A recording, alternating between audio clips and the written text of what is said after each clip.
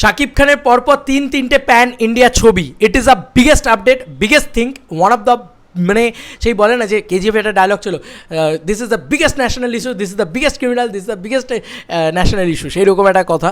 এটা কিন্তু কোথাও গিয়ে বাংলাদেশ মানুষজনেদের জন্য বা আমাদের ইন্ডিয়ার মানুষজনেদের জন্য, আমি বাংলাদেশ ইন্ডিয়া করতে চাই না, আমি একটাই কথা বলবো, বাঙালিদের জন্য, আপামর বাঙালি দর্শকদের জন্য এটা একটা অপূর্ব সুন্দর খবর। কারণ মেগাস্টার শাকিব খান কিন্তু আরও তিনটে কমার্শিয়াল পট বয়লার বিগেস্ট প্যান ইন্ডিয়া ছবি করতে চলেছেন। কেন এই কথাটা বলছি বন্ধুরা, এটা একটা ভয়ঙ্কর বিষয়। দেখো, এই যে রাইহান রফি, চোরকি, আলফা আই, তারা কিন্তু এখানে, আমি যতদূর যা বাংলাদেশের মানুষজনেদের কথাবার্তা শুনে বা ক্রিয়েটারদের কথাবার্তা শুনে বলছেন, তারা একটা দল মানে একটা গ্রুপের দিকে। আবার কোথাও গিয়ে এই যে তোমার অনন্য মোহন ভাইয়া, তারপরে ভার্সেটাইল মিডিয়া, ঠিক আছে, এরা আবার একদিকে, হিমেল আশরাফ এরা আবার একদিকে। তো কোথাও গিয়ে এই প্রোডাকশন মানে এই তিনজন মানে অ্যাকশন কাট এন্টারটেনমেন্ট, অনন্য মোহন ভাইয়ার প্রোডাকশন, তার সাথে আরশাদ আদনান ভাইয়া, তাদের যে প্রোডাকশন মানে ভার্সেটাইল মিডিয়া, তারা কিন্তু বড় কিছু প্ল্যান করছে ভাই, তারা কিন্তু বড় কিছু প্ল্যান করছে। এবং সেটারই কিন্তু পূর্বাভাস কালকে অনন্য মোহন ভাইয়া নিজে তার সোশ্যাল মিডিয়া হ্যান্ডেলে দিয়েছেন। এবং এখানে তারা প্যান ইন্ডিয়া ছবি প্ল্যান করছে। এবার প্যান ইন্ডিয়া ছবি প্ল্যান করলে এইটুকু চোখ বন্ধ করে বলতে হয় যে বাংলাদেশ থেকে যদি কেউ প্যান ইন্ডিয়া ছবি প্ল্যান করে, তাহলে শাকিব খান ছাড়া তাদের আর কোনো গতি নেই। শাকিব খান যদি না করে সেই ছবি, বাংলাদেশেও তাকে বিজনেস করতে হবে, প্যান ইন্ডিয়া তো পরের কথা। একটা প্যান ইন্ডিয়া ছবি মাউন্টিং করতে গেলে বড় বাজেট লাগে। সেই বাজেট রিকভারটা একমাত্র, এটা তুমি শাকিবের হেটার হও বা শাকিবের লাভার হও, এটা বাংলাদেশের ভিতরে ওনারই একমাত্র সেই স্টারডামটা রয়েছে।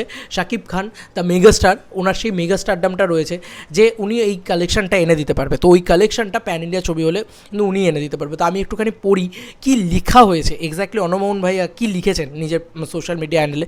আমাকে মানে এই কন্টেন্টটা অনেকক্ষণ আগেই করতে বলা হয়েছিল, কালকেই করতে বলা হয়েছিল, সরি ফর দ্যাট আমি করতে পারিনি। অন্নমোহন ভাইয়া এই ছবিটা পোস্ট করেন এবং এই কন্টেন্টটা লেখেন। আমরা এই কন্টেন্টটাকে একটুখানি পড়ি কী লিখেছেন উনি। 17 ঘন্টা আগে লিখেছেন যে বগুড়ার আকাশে বাতাসে আজ অনেক শান্তি।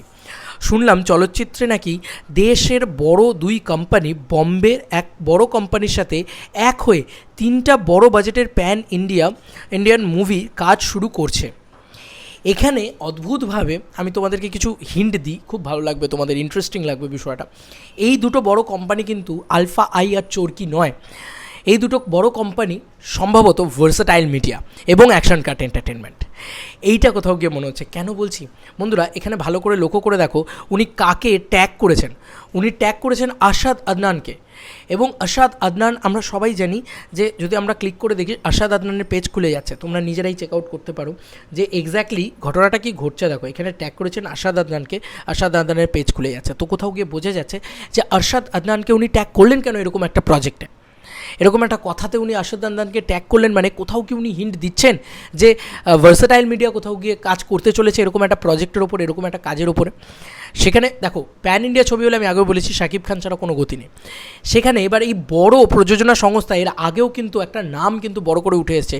সেই প্রযোজনা সংস্থা মানে সেই সংস্থার নাম কিন্তু যেটা শোনা যাচ্ছিল সেই সময় প্যান ইন্ডিয়াতে, সেটা কিন্তু ধর্মা প্রোডাকশন। বন্ধুরা, ধর্মা প্রোডাকশন মানে করণ জোহর, মানে it is the biggest production. এবং করণ জোহর কিন্তু সবসময় দেখে নিয়েছে, উনি কিন্তু সাংঘাতিক মানে প্রযোজনা সংস্থা ওটা, হ্যাঁ। তো ওনারা সবসময় দেখে নেন কোথায় কত বিজনেস পোটেনশিয়াল আছে, তারপরেই ওনারা ইনভেস্ট করেন। ওনারা কিন্তু ধর্মা প্রোডাকশন কিন্তু মানে দেখতে গেলে বাহুবলীকে ব্যাক করা থেকে শুরু করে যত প্যান ইন্ডিয়া ছবি আছে ওরা কিন্তু ব্যাক করে। ওরা ব্যাক করে বলেই কিন্তু সেই লেভেলের বম্বেতে সেই লেভেলের ক্রেজটা ক্রিয়েট করতে পারে। ভালো করে লক্ষ্য করে দেখবে। তো ওরা কিন্তু সাউথ ইন্ডিয়ান ছবিকে অলরেডি ব্যাক করে এসছে।